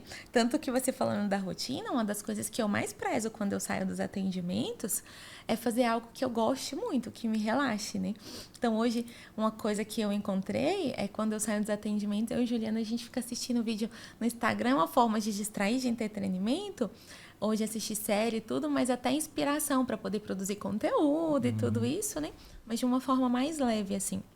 Mas um desafio muito grande para mim foi quando eu passei por uma depressão muito forte mesmo. E aí, o que foi interessante, Romane, que eu vejo assim, e por que a psicologia me ajudou? Nessa época, eu fazia terapia com a psicóloga online, né? Eu sempre fiz terapia desde que eu me formei online. Eu nunca fiz presencial. E continuo fazendo até hoje online. Mas nesse momento eu fazia terapia presencial e a psicóloga não conseguiu identificar que eu estava depressiva. Porque as pessoas têm ideia de uma depressão daquela que você não levanta da cama. Sabe? Aquela depressão assim, lá do fundo do poço mesmo, né? E aí eu estava ali no momento com a depressão mista. Eu estava irritada, eu estava impaciente. Então, era uma depressão que era muito difícil de ser diagnosticada, inclusive quando você não trabalha numa abordagem específica. E aí eu estava sendo muito prejudicada como profissional naquele momento, porque eu estava realmente com o meu raciocínio prejudicado com a minha memória, com o meu foco, com a minha produtividade. Às vezes causa uma estafa, contribui para um burnout. Demais dá conta, né? E aí, por não conseguir perceber isso, porque eu realmente estava com o cérebro doente naquele momento, não tem ali uma parte, por exemplo, de compreensão, e o paciente também ele não sabe disso, ele não sabe se eu estou doente, o que está acontecendo, e às vezes ele pode nunca nem ter percebido isso. E quando você também está com seu cérebro doente, você não sabe direito nem como é que foi que você fez, talvez com o passar do tempo, como é que foi aquilo ali. Você só vai perceber depois que passou um tempo. Nossa, naquele momento lá, eu estava assim. Mas você se acostuma a viver de uma certa maneira, né? Eu falo isso muito para as pessoas quando elas chegam no consultório também. Às vezes a gente se acostuma a ser doente há tantos anos que eu nem sei que eu sou doente. Eu só vou descobrir quando eu fiquei bem, quando eu procurei um tratamento, que eu vi que isso não era normal viver assim. Então, para mim, esse foi um desafio muito grande. E aí, nesse momento, o que aconteceu? Eu mesma fiz o meu diagnóstico. E aí eu percebi, eu falei, não tá normal. Tem alguma coisa aí, porque nesse momento, o que foi? Eu comecei a ter pensamentos de morte durante os meus atendimentos. E aí eu vi que assim, não, agora, porque aí eu comecei o quê?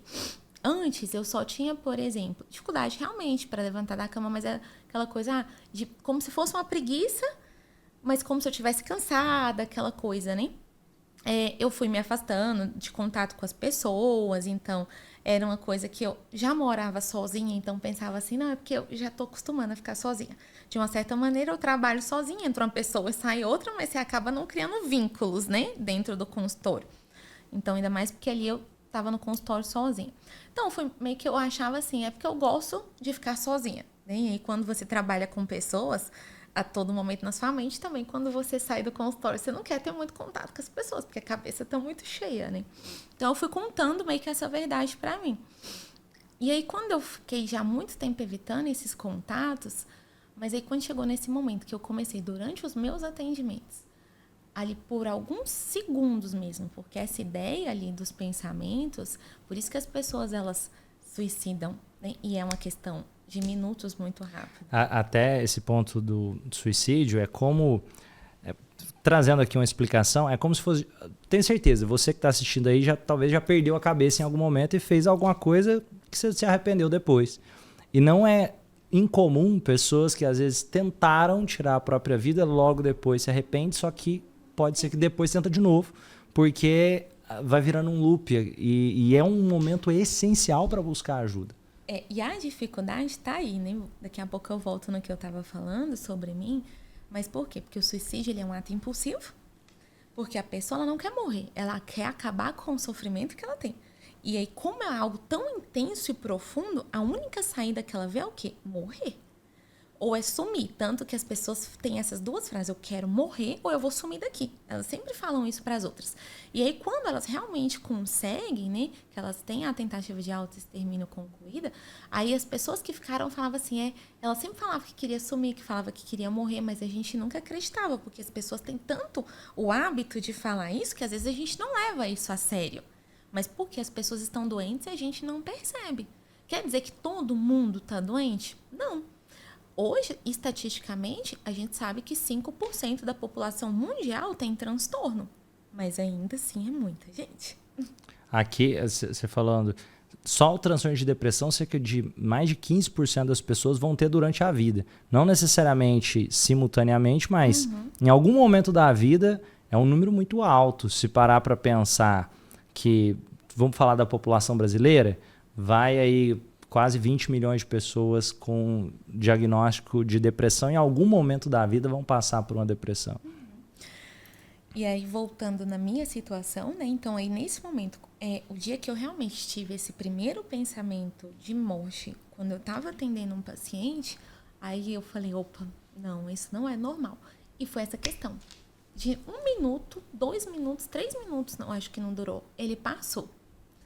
E aí, ao passar, e aí depois, logo no outro dia, eu estava me sentindo melhor. E aí, quando você tem essas oscilações, e aí é quando a gente entende muito o nosso paciente, né? E o porquê que ele não procura ajuda. Porque é assim, eu estou muito mal emocionalmente, e aí eu tenho essa ideia, esse pensamento, eu não consigo, eu quero morrer. Aí eu vou lá e tento marcar uma consulta com um psicólogo ou com um psiquiatra. Naturalmente, você não vai encontrar vaga para aquele dia. Aí eu agendo para a semana que vem, daqui 2 semanas. Só que quando eu estou nesse processo realmente de doença, eu vou oscilar, eu estou oscilando. E aí no outro dia, daqui 2, 3 dias, eu melhoro. Esse é o curso da doença. Então a pessoa pensa, eu só estava num dia ruim. Né? E aí, quando chega o dia da consulta, ela já oscilou várias vezes. Aí ela pensa, não, mas tá tudo bem, eu só tô tendo dias ruins e dias bons. Aí ela desmarca. Só que aquilo ali, por falta realmente de entendimento e conhecimento, ela não sabe que ela tá doente. E isso aí que você falou é interessante também, que pode acontecer na clínica, quando a pessoa está prestes a passar por um processo de transformação, às vezes ela some quase como com medo e se essa transformação acontecer.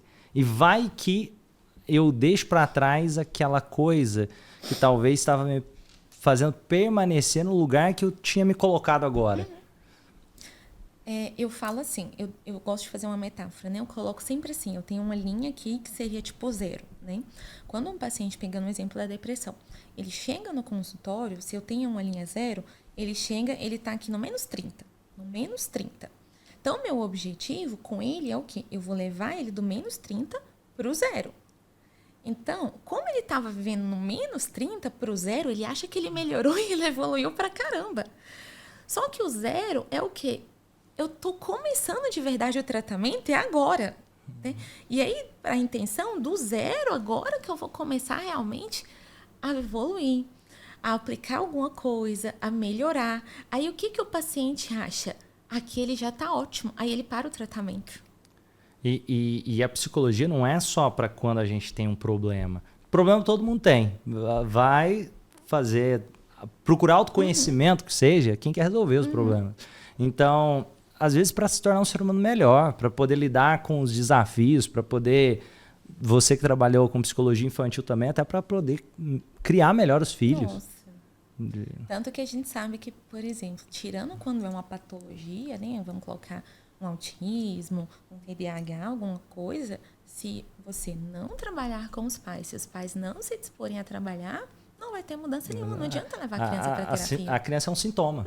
Não adianta. Eu lembro, você falando, eu lembro de uma vez, uma criança vir no tratamento e durante a sessão a mãe dela ligou para ela 16 vezes dentro da sala. A criança tinha sintomas de transtorno de pânico. Obviamente, muito claramente, a mãe era assim, uma influenciadora naquilo. Obviamente pode ter questões genéticas, outras questões mais, mas se fosse uma criança saudável, com a mesma pressão que aquela mãe colocava em qualquer ser humano, a criança ia ter problemas de ansiedade. Então, isso que você falou é muito interessante.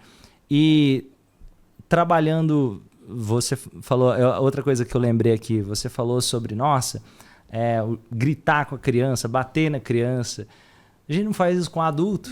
Imagina, chegar, olha, eu discordei de você, vou te bater, discordei de você. Você não fez o que eu queria, você vai apanhar, vai ficar...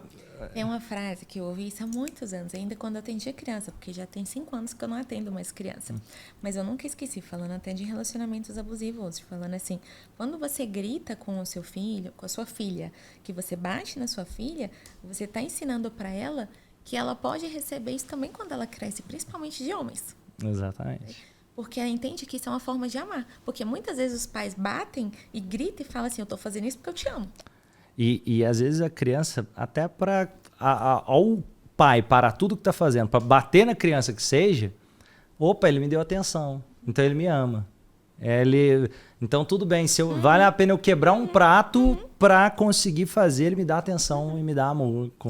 E isso aí acaba gerando relacionamentos tóxicos, uma dificuldade ali no amadurecimento dessa pessoa na vida adulta, começar a aceitar até coisas que não deveriam ser aceitáveis, não só dentro de relacionamento, mas na vida profissional e outras áreas também.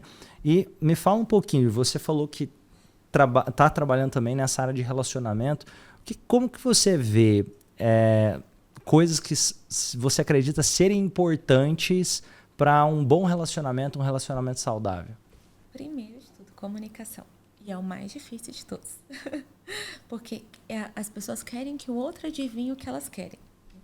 E aí eu tendo que a não falar, porque eu realmente acho que o outro tinha que ter a noção daquilo ali, só que o outro não tem. E aí eu começo a imaginar um monte de coisas na minha cabeça. Eu vou criar uma hipótese aqui, né? O Juliano, meu namorado, que tá ali, por exemplo. Criando uma hipótese, eu começo a imaginar, a gente vai ter o Dia dos Namorados, eu começo a imaginar que eu queria que ele me desse flores ou que ele criasse um dia romântico, uma surpresa pra mim. E aí eu fico com aquela expectativa, por exemplo, né? E ele não faz nada disso, porque isso pra ele não é importante. Datas pra ele são totalmente insignificantes. E aí eu vou criando e alimentando aquilo dentro de mim e ele não faz nada disso. E eu fico extremamente decepcionada e magoada e chateada com ele. E ele não sabe por que eu tô daquele jeito. Eu começo a tratar ele mal, eu fico indiferente. Aí a gente briga, eu fico estressada com ele, ele não sabe o porquê disso. Só que eu também não falo pra ele o que é. E a gente entra numa discussão ali, e aí o que as pessoas tendem? Elas vão guardando as coisas pra elas, ao invés delas falarem. E aí chega um momento que não cabe mais, aí tem a explosão, e aí eu falo de qualquer jeito, eu falo em qualquer tom, e eu falo tudo que talvez eu não deveria falar. Enquanto se eu fosse falando da maneira, quando as coisas fossem acontecendo, eu não teria tantos problemas assim. Ontem a gente estava conversando sobre isso, eu falando para ele, eu falo isso muito na clínica, eu falo assim, todo mundo quando passa por algum problema, sabe que eu posso ficar uma semana sem conversar, 2 horas ou 1 mês. Que para poder resolver a questão que eu tive, eu vou ter que ter uma conversa. Eu vou ter que sentar e vou falar, isso me magoou, isso que você fez eu não gostei, como é que a gente vai resolver isso? No final, a gente sempre vai ter que conversar. Por que eu tenho que esperar tanto tempo? Às vezes as pessoas ficam brigadas durante quanto tempo? Eu gosto de fazer um gráfico para explicar isso que você está falando. Seria como se fosse o gráfico aqui assim, e aí tem aqui uma linha, 2 linhas, 2 pessoas. E aí, de repente, elas vão caminhando juntas. E, de repente, tem um conflito. Elas começam a separar aqui. Se, nesse momento, vamos comunicar, vamos entender o que está acontecendo, eu consigo voltar para o eixo. Agora, se eu finjo que nada está acontecendo e deixo para tentar voltar para o eixo quando já está aqui, o conflito para voltar aqui, aí geralmente é o grito, é a perda do controle, é começar a achar que o outro não me ama mais, aí começa a entrar sentimentos de desprezo e começa... E aí abriu tanto que você talvez depois não consegue mais. E aí, nesse momento também, eu tenho uma caixinha de perguntas no Instagram que chama Terapia Grátis. Como está seu coração hoje? E aí, então, assim, eu recebo muito sobre relacionamento lá, até porque o meu foco é relacionamento e autoestima, né? E muito vem, assim, joguinhos. Hoje, por exemplo, eu estava vindo para cá e eu e a Juliana estava respondendo uma pergunta lá, né? Falando assim, o que você acha de uma pessoa que some e aparece, mas você acha que ela não está sendo clara no que ela quer ou ela realmente não quer? E o que eu vejo? Às vezes as pessoas querem tanto uma coisa que elas não enxergam os sinais. E aí, então, assim... Isso acontece demais. Sabe? Então, é o que eu tô falando. Se eu pegar 50 pessoas, Romani, e colocar dentro dessa sala, eu vou conseguir fazer os grupos com os mesmos problemas que elas têm em comum. Talvez eu faça 5 grupos aqui de traição, 5 grupos aqui de dificuldade de comunicação, esse aqui talvez não ajuda nas tarefas em casa e eu começo a reclamar. Porque são problemas que são comuns dentro dos relacionamentos. Então, a gente precisa entender assim, como que eu faço para resolver isso? Comunicação. Eu preciso falar pro outro o que ele faz que me magoa, o que eu não gosto. Só que uma comunicação assertiva, não violenta. E as pessoas têm dificuldade de fazer isso. Tudo se resolve através da comunicação. Eu preciso falar pro outro o que eu espero dele. Eu não tenho que ficar criando expectativas em cima da pessoa se ela nem sabe, se eu nem contei para ela o que eu tô esperando dela. Eu não posso colocar esse peso em cima do outro. E também criar uma ilusão e projetar que o outro está ali para me atender todas as minhas necessidades. Não é essa, é um outro ser humano, outra pessoa. Sair daquela fase, até uma reflexão para quem está assistindo. O pior momento, eu sei que isso parece polêmico, mas o pior momento para se casar com alguém é no momento da paixão. Por que isso? Porque no momento que a pessoa está completamente apaixonada, ela está criando, ela não está vendo o outro, ela está vendo uma projeção dela mesma em alguém. Então ela cria uma ilusão de algo que existe na cabeça dela e pode não ser o real. A partir do momento que existe um amadurecimento, uma coisa que acontece também, naturalmente, vai ter momentos que você vai ficar com raiva daquela outra pessoa. E ter essa raiva é o que diz que o relacionamento em algum momento está amadurecendo. Por quê? Porque para você ficar com raiva quer dizer que você se importa e ao mesmo tempo quer dizer que você está buscando resolver a situação. Pior é eu achar que não está acontecendo nada, aí ou a pessoa me tratando mal ou fez alguma coisa e tá tudo perfeito. É aquela história, eu acho que exemplifica muito o que você falou, de que assim, por exemplo, depois que a gente casar, muda. Eu sempre acho que o outro vai mudar em algum momento da relação. E aí eu vou insistindo tanto naquilo ali. Então, exemplo, eu conheço uma pessoa e aí ele tá ficando comigo e com outras. Aí eu acho que ele vai largar as outras pra ficar só comigo. Aí eu começo a namorar, a pessoa começa a mentir pra mim, eu desconfio que ela tá me traindo. Aí eu penso que quando a gente casar não vai ser assim. E eu vou insistindo naquilo ali. E depois que a gente casou, a pessoa continua fazendo isso comigo. Só que a pessoa tá me mostrando isso desde quando? Eu decidi fechar os olhos para isso. Isso que você falou. E é tão interessante, eu postei um vídeo recentemente falando sobre relacionamentos e sinais de que talvez uma pessoa não goste de você, você está pensando que ela goste. E aí eu coloquei lá uns sinais que geralmente tem a ver, essa pessoa não te apresenta para quem é importante na vida dela. Exemplo, vou te apresentar para os meus pais, te apresentar para minha família. Para mim isso é um sinal. E aí a pessoa, não, lógico que não tem nada a ver. Ele não apresenta porque não quer. Ele nunca anda comigo de mãos dadas porque ele acha isso cafona. Tá bom. Mas percebe que talvez tenha alguns sinais. Eu não estou dizendo que também precisa andar de mão dada. Não, mas eu vou te dar um exemplo mais real de todos, que eu acho que qualquer pessoa concorda. Postar foto nas redes sociais. Não postou uma foto comigo. Isso é importante para todo mundo. E às vezes, quando existe essa... Porque ninguém se frustra com os fatos, e sim com as expectativas que tem sobre os fatos. Então, quando eu começo a alimentar uma ideia, não, mas ele não postou, porque ele é mais reservado, eu começo a criar as minhas histórias, só que, peraí, talvez eu tô vendo um ângulo da realidade, e, por exemplo, isso aqui foi um caso real de uma pessoa que eu ajudei, que basicamente ela descobriu, depois de estar namorando com a pessoa durante, 4 anos, descobriu que ele era casado com outra pessoa. Então, depois de 4 anos de relacionamento. Então, imagina, por que ele nunca me apresentou para a família? Por que ele nunca postou uma foto comigo em lugar nenhum? Porque, nesse caso aqui, eu não estou dizendo que todos vão ser. Mas tem os sinais, por exemplo, a pessoa é uma pessoa ativa nas redes sociais, ela posta outras coisas. Por que ela não está postando com você? Não é uma pessoa que não é ativa nas redes sociais. Então, a gente tem coisas que a gente precisa. Só que tem pessoas que o quê? Aí entra a dependência emocional. Eu busco elementos para fortalecer a minha ideia naquele momento. Então, eu falo assim, quando eu tenho uma coisa, um foco na cabeça, eu sempre vou buscar elementos para fortalecer aquilo ali. Então, é a ideia da pessoa, né, que me perguntou na caixinha de perguntas lá hoje.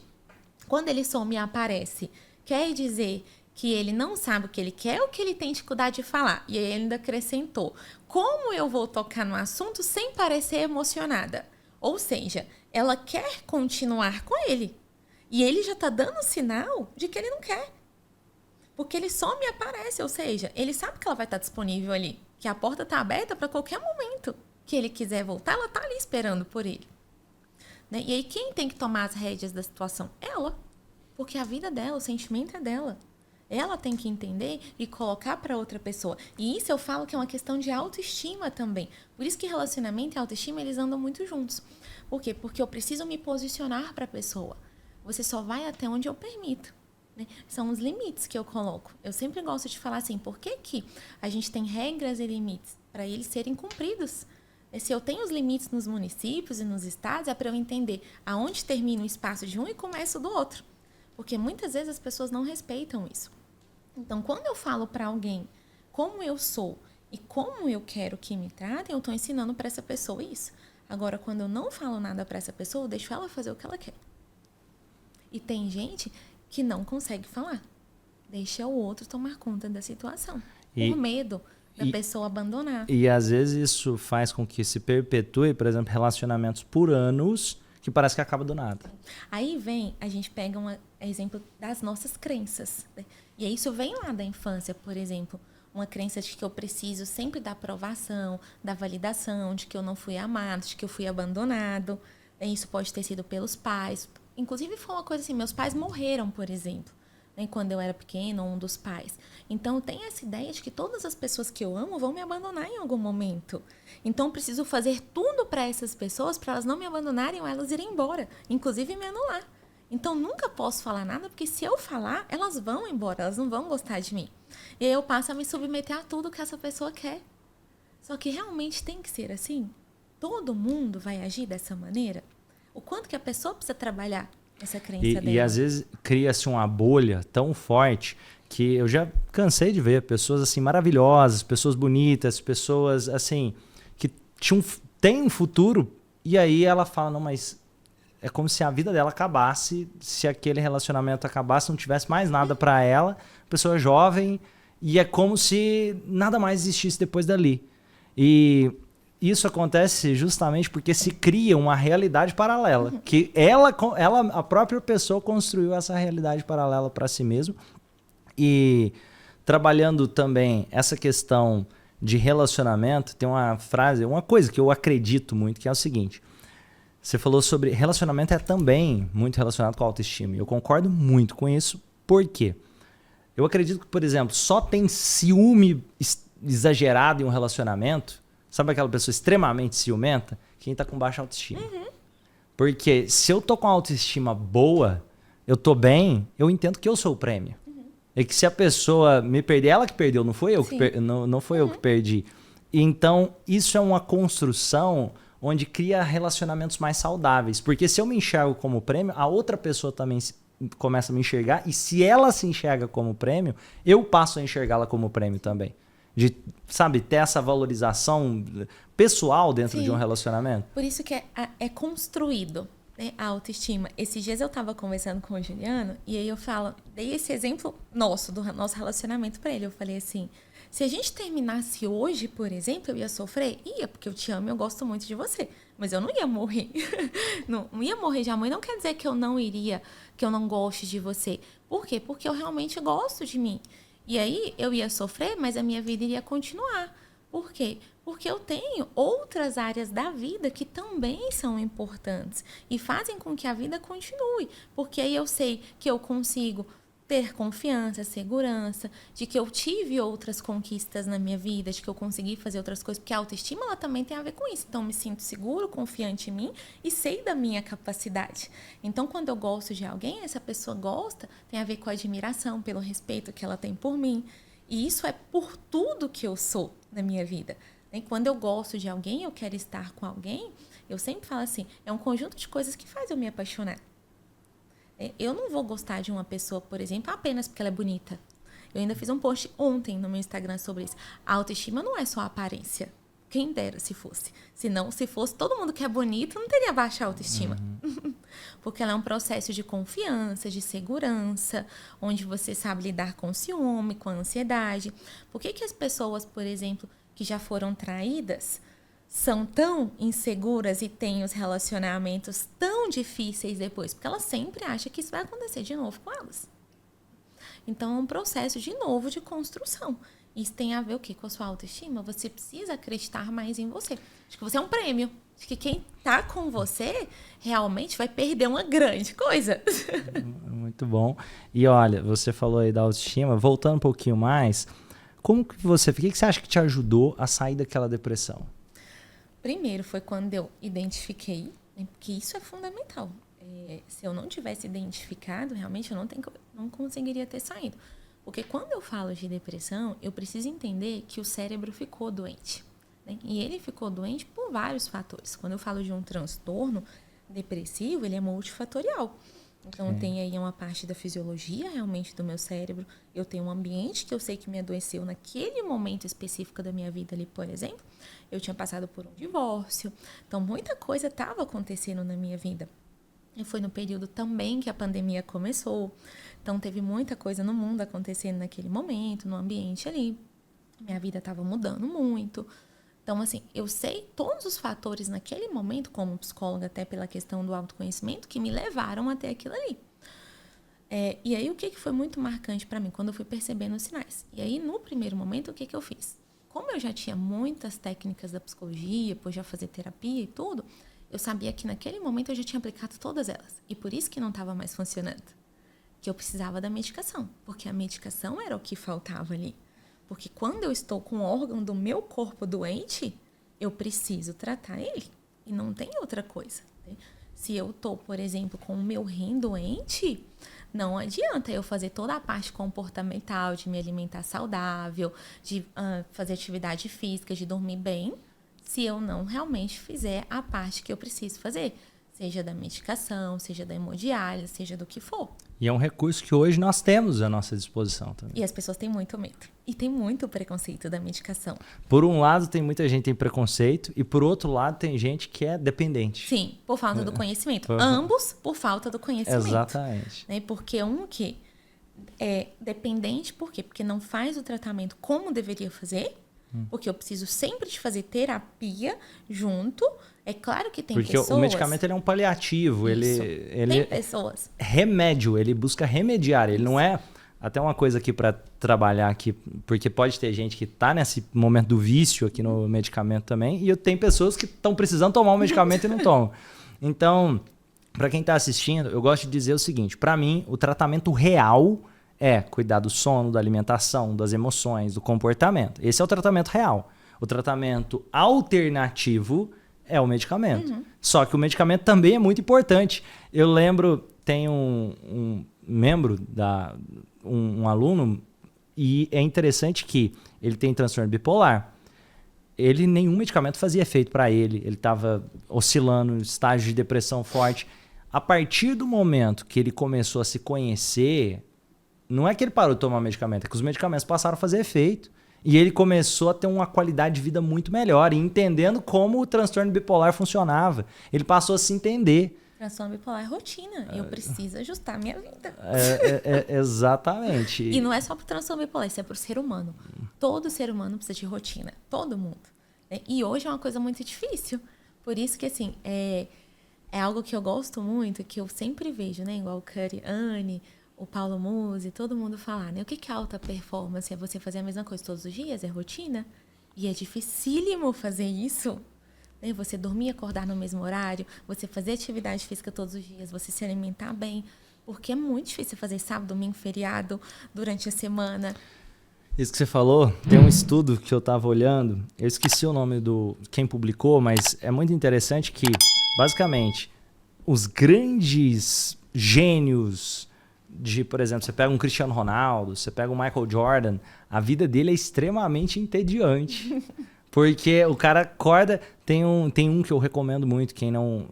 Depois dá uma olhada no Mamba Mentality, eu não sei se você já ouviu falar, é do Kobe Bryant, que, resumindo aqui a história dele, ele fala que quando ele começou a treinar bem mais novo que todo mundo, ele viu que ao treinar todo dia ele se tornou o melhor do basquete. Não porque ele era genial, ele era o pior. Só que ele treinava todo dia, os colegas dele treinavam uma vez por semana, 2. Em pouco tempo ele percebeu que ele era o melhor, logo ele viu que tinha possibilidade de ir para a NBA, ele passou a treinar 2 vezes por dia, de manhã e de tarde. Ele conseguiu entrar na NBA. Os outros que concorriam com ele, todos treinavam no máximo uma vez por dia. Quando ele entrou na NBA, ele viu que a rotina de treino da NBA era de manhã e de tarde. Ele falou, isso aqui eu já faço. Antes de entrar na NBA, eu quero ser um dos melhores do mundo. Ele dobrou a rotina, ele passou a viver para o basquete. Ele acordava, fazia o primeiro treino, descansava, fazia o segundo treino, descansava, fazia o terceiro treino, o quarto treino ia dormir. A vida era isso. A vida era isso. E aí quando olha, fala, nossa, o cara tal... No dia a dia, a rotina dele, a maior parte do tempo... Quem quer fazer isso? Quem quer fazer isso? Exatamente. Porque é chato, literalmente, você fazer a mesma coisa todos os dias. Porque todo mundo olha e fala assim, nossa, que chato. Vai comer a mesma coisa todos os dias pra ver. Chega um ponto que todo mundo enjoa. Exatamente. E aí a gente falando sobre isso, né? Então foi nesse momento que da medicação, da questão do conhecimento, né? Então as pessoas não fazem o tratamento da maneira certa, porque precisam um ser paralelo ao outro. Eu preciso mudar Se eu tô com insônia, por exemplo, né? E essa insônia é me causada pela ansiedade que eu tenho, eu vou tomar um remédio para dormir. Ok? Eu vou dormir, se ele é para dormir. Mas se eu não trabalho a ansiedade que eu tenho, o que vai acontecer? Quando eu tirar o remédio, eu vou voltar a ficar sem dormir, porque eu continuei ansioso. Agora, se eu trabalho a ansiedade, e aí eu consigo aprender a lidar com ela, porque ela é uma emoção natural e nós precisamos dela, o que acontece? Vai chegar um momento que, gradualmente, da maneira correta, eu vou fazer o desmame dessa medicação. E aí eu vou continuar e vou voltar a dormir sem a medicação. É claro que existem os casos que a gente sabe, como o transtorno bipolar, que é a medicação para o resto da vida. Não são todos os casos que são assim. Só que é a questão que eu preciso conhecer, eu saber o que eu tenho, qual que é o meu caso. É um caso para medicação para sempre? Eu já fiz terapia? Eu já fiz o tratamento da forma... Não, eu só fui lá e peguei a medicação e pronto, acabou, eu estou tomando ela. E acaba essas pessoas influenciando negativamente as outras pessoas a fazer o tratamento porque fica com médica dependente. E aí tem as outras pessoas que, por exemplo, têm medo de tomar a medicação, aí não vão tomar a medicação, não vai para terapia também, não faz nada e vão continuar doentes. E o pior, além de continuar doentes, adoecem as outras pessoas que convivem com elas. Porque acaba adoecendo. Né? Ninguém fica bem convivendo com quem tá mal. No momento que uma pessoa está doente, sem perceber, ela pode achar que o universo gira em torno dela e que se as pessoas não estão fazendo todas as vontades dela é porque as pessoas não amam ela. O tanto que é difícil conviver com uma pessoa quando ela não está bem emocionalmente. Chega um ponto que por mais que você ame, por mais que você goste, chega um ponto que só tem como você ajudar quem quer ser ajudado. Você vai insistindo com a pessoa, que até a própria pessoa reconhece isso. E aí tem pessoas que em algum momento elas vão querer ser ajudadas. Eu me recordo que há um tempo atrás, uma pessoa mandou uma pergunta para mim na caixinha, falando como que ela poderia ajudar um namorado e tal, sabe? Que estava passando por um momento muito difícil, que tinha perdido um ente querido e estava muito mal. E eu falei para ela, você pode ficar do lado dele, dizer que você está ali e quando ele quiser ser ajudado, você vai ajudar ele, mas você não pode fazer mais nada por ele. Aí, depois de um certo tempo, essa pessoa se tornou minha paciente, né? E ela falou assim, um dia você respondeu para mim e eu achei a sua resposta tão assim, genérica e tudo, na verdade eu até não achei que foi boa. Só que hoje eu vejo que eu só posso ajudar ele quando ele quiser ser ajudado. E não tem como a gente fazer as coisas pelas pessoas se elas não quiserem. Eu lembrei, eu recebi uma pergunta na caixinha que era mais ou menos assim, meu irmão é alcoólatra. Como que eu faço para ele parar de ser alcoólatra? A pergunta é, ele quer parar de beber? Porque senão talvez seja um ato de egoísmo pensar que eu tenho que entrar e talvez eu entrar no papel quase de pai dele e querer mudar a vida dele, sendo que talvez ele não quer parar de beber. E eu que estou incomodado com ele beber. Sim. Então, talvez quem está precisando de terapia é quem está incomodado com ele. E isso não é só para vícios. Eu vou trazer um outro exemplo, né? Às vezes você tem alguma situação que você evita na sua vida. Né? E aí as pessoas acham que você tem que mudar aquilo. Por que não? Você tem que vencer isso e você tem que mudar isso. Se isso não está trazendo prejuízo para você nenhum na sua vida, nenhum tipo de sofrimento, isso para você não é importante, só porque o outro acha que você tem que mudar isso? Não, você não tem que mudar isso. Né? Eu vou criar uma hipótese aqui, um exemplo, tá? Sei lá, a pessoa fala assim, eu não gosto de dirigir, por exemplo, né? Criando uma hipótese.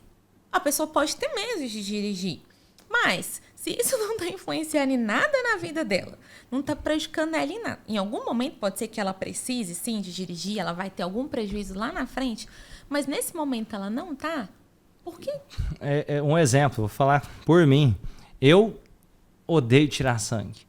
E eu não tô nem aí de ter esse problema. Por quê? Porque é uma coisa que eu preciso fazer, sei lá, uma vez a cada 2 anos, uma coisa que eu não... Eu prefiro quando eu vou e extremamente desconfortável e com medo mesmo, do que falar, eu vou passar por um processo, eu quero mudar. Não, eu tô bem com isso. Mas você concorda que tem gente que chega e fica dando palpite que você precisa trabalhar isso?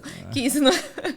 E isso fica chato e muitas vezes acaba desgastando as relações das pessoas também. Então, a gente precisa saber o que tem necessidade realmente de ser trabalhado, né? O que as pessoas querem ser ajudadas. Isso é importante. E é autoconhecimento também. Como eu dei esse exemplo aqui da questão do sangue, não é por... Romane, eu sei 1 milhão de técnicas para poder desensibilizar e fazer, mas eu consigo viver.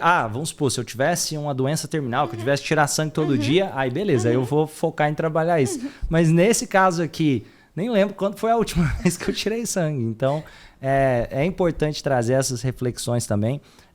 Eu lembro de ajudar pessoas que têm alguns tipos de fobias. Eu já ajudei muita gente, imagino que você também já deve ter trabalhado na clínica. Agora me fala, para a gente, já caminhando para o final, algum atendimento, alguém que você atendeu, assim, sem citar o nome necessariamente, mas questões que marcaram você. O atendimento que vai ficar mais marcado para mim, esse foi bem no início da carreira, assim, bem de peso mesmo, assim. Foi de uma pessoa que foi abusada sexualmente, né? Por alguém da família. E aí, a pessoa me procurou, né? Quando ele chegou e falou exatamente assim, né? Que estava procurando atendimento psicológico, porque os filhos estavam chegando na idade que ele tinha sido abusado. E que ele estava gostando disso, porque ele estava com medo dele repetir o mesmo ato. E ele estava sentindo o desejo disso. Então, isso para mim foi muito pesado naquele momento. Até porque eu estava ali recém-formada, eu não sabia nem como agir naquele momento ali. Esse foi o caso assim, mais pesado para mim. E o segundo mais pesado foi uma pessoa que...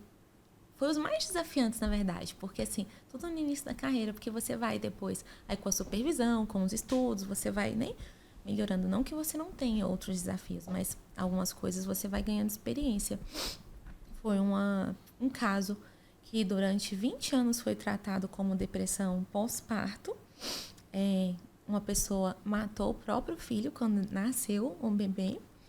Foi tratado como depressão pós-parto. A pessoa chegou a ser presa na época e tudo, sabe? E aí, quando eu formei, a gente descobriu que era um caso de transtorno bipolar. E que foi num episódio de mania que isso tinha acontecido. Que desencadeou por causa da gestação e tudo isso, sabe?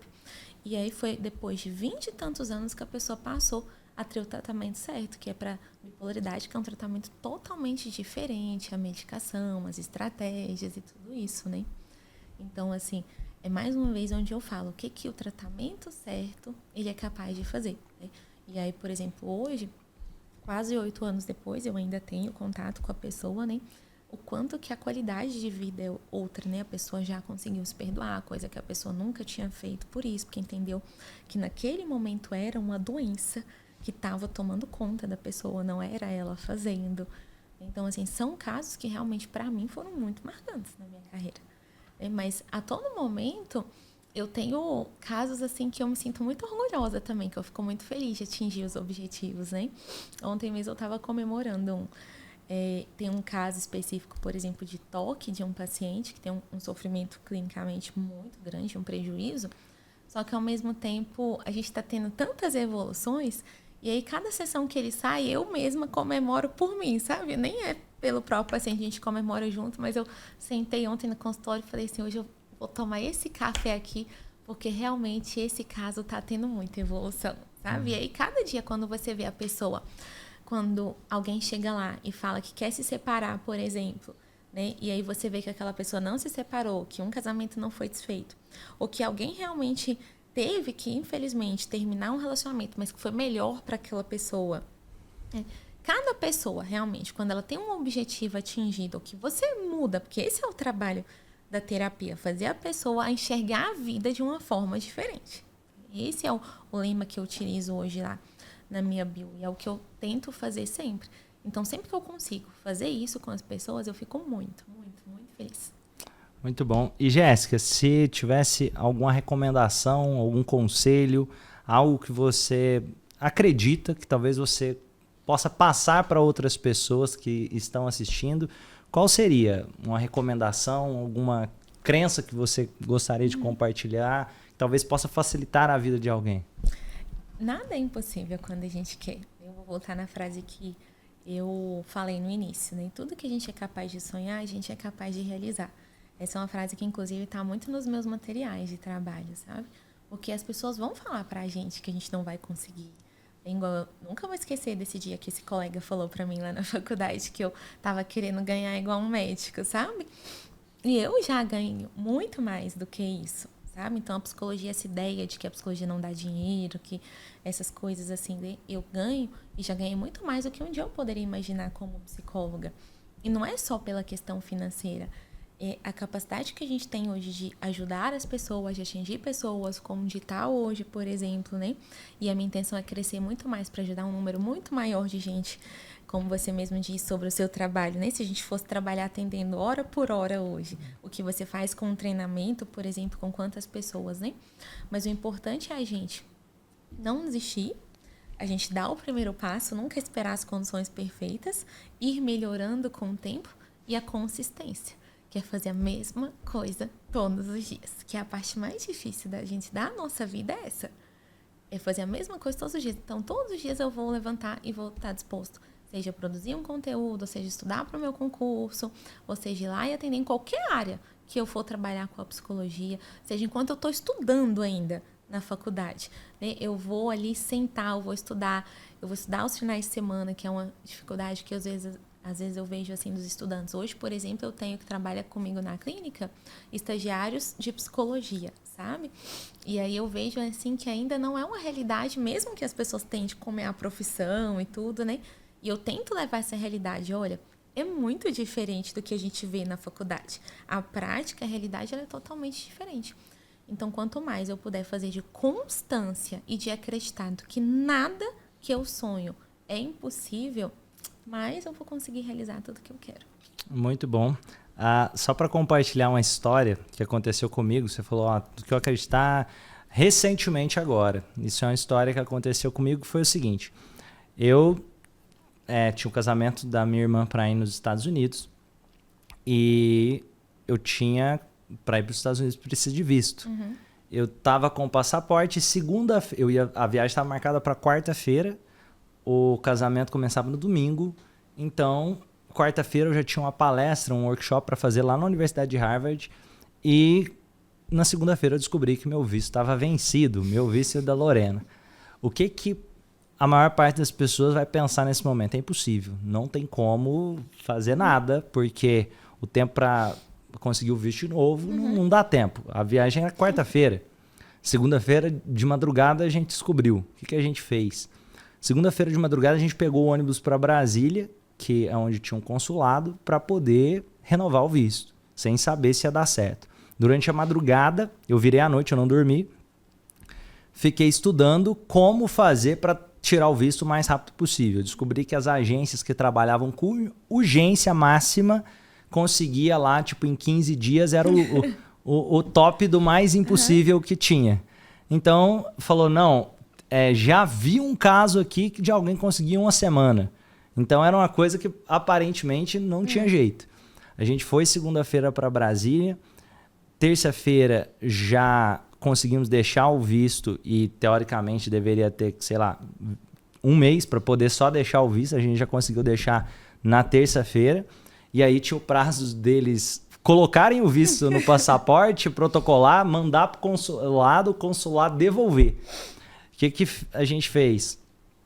Quem que toma a decisão lá dentro? Eu não sei, mas alguém está tomando a decisão se esse negócio vai sair o visto ou não. A gente começou a mandar e-mail para todos os setores do consulado. Eu fiquei lá, eu ia, em pouco tempo, acho que os funcionários, muitos começaram a me ver e falaram, cara, quem que é esse cara aqui? Chegou o guarda falando, cara, espera lá pra lá assim, porque você já tá aqui tem muito tempo. Aí voltava um tempo, voltava lá, ligava lá de novo, falando, não, todo mundo já tá sabendo da história. Mandar e-mail para senador, para pessoas, não porque eu conhecia algum senador, mas porque quem pode talvez mandar um e-mail para lá e me ajudar na tomada de decisão. Um senador americano respondeu e mandou um e-mail para lá. E o que aconteceu? Eu já tinha um argumento. Olha, o senador mandou aí, ajuda. Então, assim, contra todas as pessoas com quem eu conversei, tinha dito que era impossível. Todas, dentro do consulado, fora do consulado, quem trabalhava com a prestação de serviço, eu não tinha jeito de contratar, porque se eu contratasse ia demorar os 15 dias na urgência, então eu falei, tem que ser eu resolvendo. E a gente conseguiu, na quarta-feira, pegar o visto e viajar na quarta-feira ainda. Eu tô compartilhando essa história justamente para, sabe, eu acho que ninguém segura alguém que tá verdadeiramente determinado a fazer uma coisa. Eu acredito muito nisso, Romani. Eu falo porque até hoje, tudo que eu quis na minha vida, eu consegui realizar. Eu tenho algo em mim que eu sempre faço lá o quadro de metas, sabe? Antes eu fazia numa cartolina, quando eu comecei, colocava na parede do quarto. Fui melhorando, hoje eu só faço no computador mesmo, né? E deixo lá. Então, eu coloco as datas, eu coloco o objetivo, eu coloco até as figuras. Né? E aí, até estava mostrando isso pro Juliano esses dias. Antes mesmo de eu conhecer o Juliano, eu tinha escrito como eu queria a pessoa que fosse entrar na minha vida. Eu mostrei isso pra ele esses dias. Não foi, amor? E eu coloquei exatamente como eu queria que fosse o relacionamento, as características que esse homem fosse entrar na minha vida tivesse. E aí é exatamente o relacionamento que eu vivo hoje. Legal, então, o quê? Porque parabéns. você mentalizar o que você quer realmente. E você realmente ser e fazer que essas coisas aconteçam. Porque também a gente não tem que esperar cair do céu. Se você ficar só mentalizando, né? Exatamente. Tudo isso. Então, realmente, tudo o que a gente é capaz de sonhar, a gente é capaz de realizar. Porque aí você tem que se mover em direção a isso, né? Por isso que eu acho tão importante o ser, o fazer e o ter, né? Porque eu acho que são as 3 coisas que se complementam. E quais são suas redes sociais? Quem quiser conhecer mais sobre o seu trabalho, como que as pessoas podem fazer para te encontrar? Depois nós podemos colocar lá também, né? Porque minha mãe, ela foi muito, assim, feliz na hora que ela colocou o nome todo cheio de letra. Psicóloga Jéssica Tamires, né? Eu trabalho também com os atendimentos online, então, nem para poder falar comigo direto, tem o link lá na bio para conhecer mais sobre o projeto Escola da Vida, que em breve vai ser lançado aí também, né? Só ver e me acompanhar. Lá tem esse quadro, a caixinha de perguntas, que chama Terapia Grátis. Então, realmente, eu dou muita terapia grátis lá sobre essa parte de relacionamento, de autoestima, conteúdos diários que eu estou trazendo sobre esses temas também. Muito bom. E se você está gostando desse conteúdo, lembra de deixar o gostei aqui no vídeo, lembra de se inscrever no canal, marcar o sininho e deixar seu comentário. 4 ações e a gente vai dar uma olhada aqui nos comentários. Se você ainda não segue a Jéssica, comece a acompanhar o trabalho dela também, principalmente se você gosta de autoestima, relacionamento. Tenho certeza que você vai gostar bastante dos conteúdos dela. E eu quero falar também do patrocinador, que é o próprio Instituto Romani. Para quem quiser, seja fazer uma pós-graduação na área de psicologia, o Instituto Romani tem. Se você quiser aprender mais, ter supervisão clínica, tem muita coisa legal que vocês podem encontrar aqui no Instituto Romani. E também, se você é mais da área empresarial, gosta de entender mais sobre gestão, manda uma mensagem no direct do meu Instagram que a gente pode conversar. A gente tem vários programas sobre psicologia, sobre gestão aqui no Instituto Romani. Lembra de se inscrever no canal se não é inscrito. Lembra de deixar o gostei, de comentar aqui o que você quiser, fica à vontade para isso. Você tem mais algum recado para dar para o pessoal? Só quero agradecer o convite, foi realmente muito bom estar aqui com você, muito bom te ver depois de tanto tempo, né? Eu admiro muito você e todo o seu trabalho, você também é uma inspiração muito grande para mim. Fico muito feliz de ter te conhecido na época da faculdade e ainda poder ter o prazer de te encontrar aqui novamente. Espero poder te encontrar em voos muito maiores ainda. Muito obrigado. Prazer te receber também, Jéssica. Pessoal, grande abraço. E como eu gosto de dizer, vamos junto fazer desse mundo um lugar melhor, fazendo das pessoas melhores. Se não é inscrito no canal, se inscreve, deixa seu comentário, o sininho e o gostei, essas 4 ações. E relembrando, no link da descrição vou deixar tanto o perfil da Jéssica, detalhes também do Instituto Romani. E grande abraço, até os próximos vídeos. Valeu, pessoal.